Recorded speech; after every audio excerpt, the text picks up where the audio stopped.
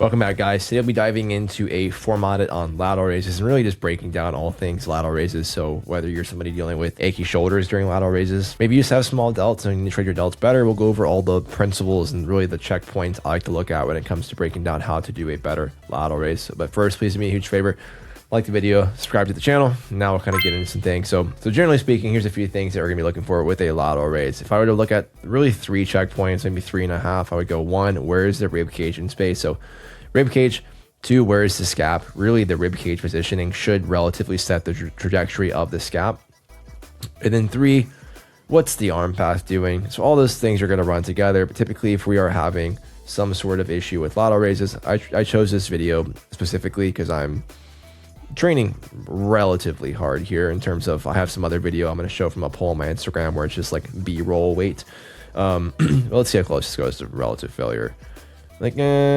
I don't know, maybe one more in the tank. Maybe I bitched out on the last one. But anyways, my arm path, I'm a little bit flexed to the wrist there. It's kind of weird, but that's probably going to be something I'm going to look at down the road as opposed to a big ticket action item. So I like this chest support here as an example because I'm nice and stacked here, right? We can see how my rib cage is nice and stacked over my pelvis. I'm cueing a slight reach forward. Where we'll see a lot of lateral raises going wrong is we'll see this scap kind of get pushed back on the rib cage. We'll get almost like shruggy. And then 2, one of the more generic things that we're going to see is going to be this like really wacky arm path where elbows are almost behind the body, right? So we're going to see almost our paws in the top. I'm almost going up and like back in space. Now, we'll get into this is like we're looking at trying to get into the scapular plane. Almost like a smoke bomb, a scapular plane. What does this mean? Well, generally speaking, how does the scap fit on the rib cage? For someone like me, it's going to be a lot more horizontal adduction. So I'm going to be probably like 30 to 45 degrees because my rib cage is more narrow out in front of me, as opposed to if we go over and look at somebody who's wider and flatter, like Joey here, we're going to see it's much more out to the side, right? We have very different structures. I'm a lot more narrow around. He's a lot more wide and flat. Don't get too down the rabbit hole there, but generally speaking, you can start to look at people around you in the gym and get, okay, like they have a different structure than me.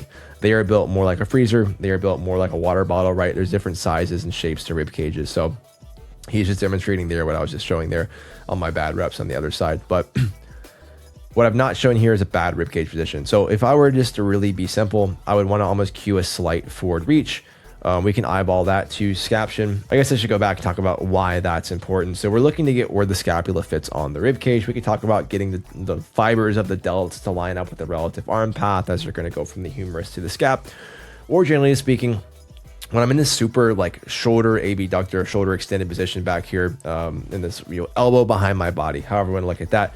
When I am back there, I'm going to be in a generally weaker position. We could talk about from shoulder impingement, whatever buzzwords, clinicians will throw at us. I don't really care about that. Just generally speaking, that's going to be a less strong position at the shoulder. When we are in scaption, we're using muscles like the serratus, we're getting the rotator cuff into more of a mid-range length tension relationship. We're putting ourselves into a more stable position for us to train delts, right? So if I can create as much internal stability as possible, I'm going to be able to get the most external output. I'm going to be able to train the hardest in that movement. And specifically here, that should lead to me training my delts better. So I'll go back and look at a few examples here, but generally speaking, rib cage should be stacked. When the rib cage gets flared, we're going to see the scaps kind of get pushed back in space. They have a hard time getting around that rib cage and getting into that, scaption position, which is really just finding continuity of the scap and the rib cage again. You can see some cases where the rib cage is actually kind of stuck down, which can also cause some issues, but the most common one is going to be an excessive flare in an attempt for us to get the arm up in space. Now, that's going to be the first thing. Arm path slightly forward. A little bit of an elbow bend is fine. I'll pull up some videos again here. So here's the poll I posted on my story. Now, some actually answered, well, I like how you have your elbows bent on the left side here, but I like the arm path of the right side. If we can match a relative arm path I have here on the right side, if we can match that with a little bit of elbow bend, it doesn't really matter, right? All we're doing is going to be shortening the lever with bent elbows, but we do want to make sure that we are slightly more in this forward arm path here for laterals. Even as a lateral raise, it doesn't mean directly out to the side, although that can be fine, especially for wider individuals. This is not a matter of, well, you're going to get small delts, but if you're dealing with delt issues in terms of growth, if you're dealing with shoulder issues, this is something to look at, right? Probably want less of this on the left and more of this on the right, and kind of titrate comfortability of arm bend to your liking based off what feels most comfortable there. Because all we're going to do is shorten the lever. So I would argue, different degrees of elbow bend might be hard to kind of standardize the load, but that's not going to really be a huge issue in the long run, in my opinion. Going on a cable, we'll see some wacky shit as well. Here's a couple like relatively good reps, right? My arm path is more slightly out in front. One issue you're going to see is either, again, tits to the ceiling, or you're going to see this scap kind of getting stuck back in space, getting shruggy, or you're going to see this elbow dropping. So again, rib cage is stacked. I'm in a slightly protracted, or at least a good position of the scapula on the rib cage, and then I'm in relative shoulder internal rotation here. If you look at a couple other videos I have here, we're going to have more of like the shrugger heuristic, where again, this is where I'm talking about elbow is now below the hand. I'm almost trying to do like a cable Cuban press external rotation thing, which is not what we want here, right? We want to make sure we're in more relative IR. We're not getting super shruggy. Your traps are going to work in a lateral raise no matter what. They're going to assist in upward rotation of the scap, but we should not be getting like a shit ton of trap involvement from 0 to 90 degrees of abduction. That's not where they're going to be getting the most upward rotation. And then we have the other classic kind of tits to the ceiling.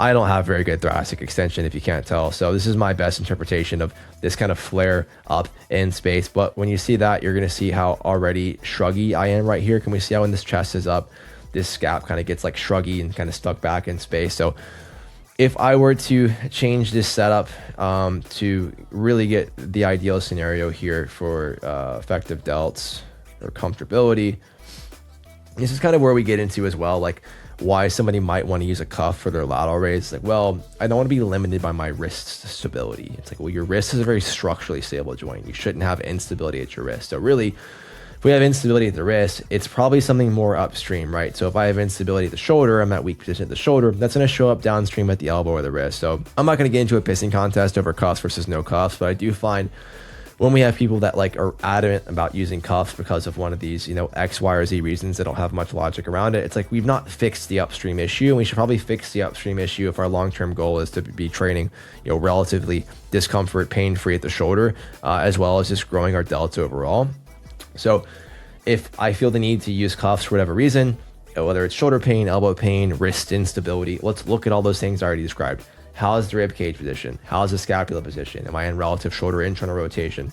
Now, if we're dealing with wrist injury, elbow injury, whatever, I've had clients, every client I've ever trained, except for one that had pretty severe rheumatoid arthritis, that was using a cuff, I was able to get off of a cuff with absolutely zero issues. Some of these people, as we fix mechanics, if we have, cranky joints, tendonitis, whatever it is, even fixing the mechanics does not give a instant relief to some of that discomfort if it is something more like tendonitis. So maybe as we fixed the movement mechanics, we did stick with a cuff, and it's not a hill I'm going to die on, right? I'm not like cuffs are terrible. I think it's probably I can't tell you over the long run, whether doing a cuff lateral raise with a little bit more load because the lever is shorter versus doing a non-cuff lateral raise, which one's going to give you better results in the long run. But my statement or my viewpoint is, if we are relying on them to fix one of the issues, let's look at the issues. Let's not just ignore it because we can put a band-aid on a bullet wound there. The idea really would be like by gripping the handle, we're going to get better irradiation. So we're going to get better, really better neural drive by having that grip. Now you see people that do cuffs with a tennis ball in their hand, or they'll hold a D handle with a cuff on, and like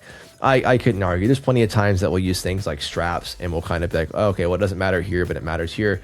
So I'm not going to say that's going to make a massive difference here if we're using a cuff. You could argue, you could easily just squeeze your hand.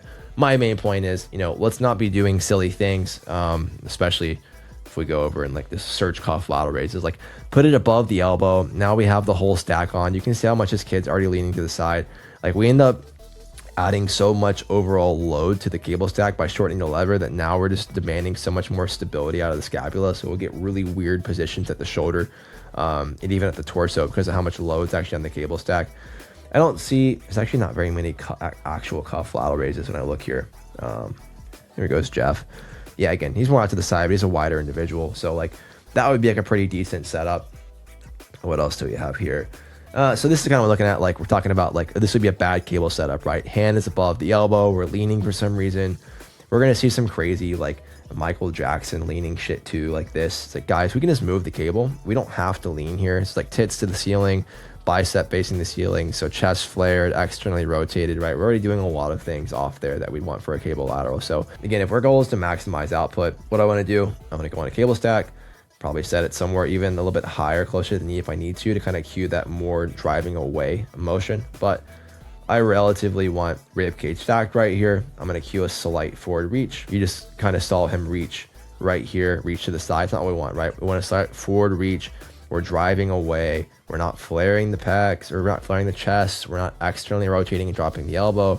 We're not getting super shruggy, right? Generally speaking, fine scapular plane, stacked rib cage, maintain all those things throughout the movement, and we should be in a good place. Not to get too long-winded there with the whole lateral raise ordeal, but generally speaking, the whole goal here is if we are experiencing issues, let's ask the question, why are we experiencing issues? It's not because of wrist instability, right? It's probably because we are seeing some sort of instability or weakness in positioning upstream. Let's look at what that could be. We could use constraints if we need to, maybe get out the cable stack, find some chest support. We could do a chest supported dumbbell lateral raise.